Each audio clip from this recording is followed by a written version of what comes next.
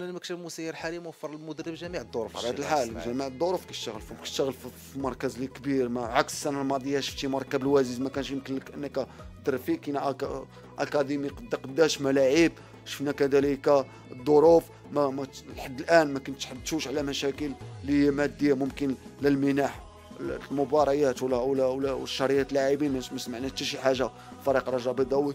المهم اهم شيء بالنسبه لي انا هو لازم نشوفوا ان كويزين تاع فريق الرجاء البيضاوي لحد الان الشيء اللي عاجبني في هذه المجموعه ماشي وفي بحال الناس المواسم الماضيه، هو انه اشياء ما بقاتش كتخرج، ما بقاتش كتكون في العلن، وهذه بالنسبه لي حد ذاتها راه مهمه بزاف للمسيرين اللي غيشتغلوا في فريق الرجاء البيضاوي وكذلك المدربين واللاعبين، لانه ما كاينش واحد الاشياء حنا كنشتغلوا عليها، حنا كنحميوها ونعطيوها الانسان اللي هو عادي اللي لا ما معنيش بالامر نخرجوها ليه باش يضربنا بها. لا نحاولوا انه دائما نخليوها وننظفوا كويزين انترن بيناتنا، لانه وسخنا كنجمعوه بيناتنا، ما كنعيطوش على انسان اخر هو اللي كيغسل لينا وسخنا وصب لنا حوايجنا.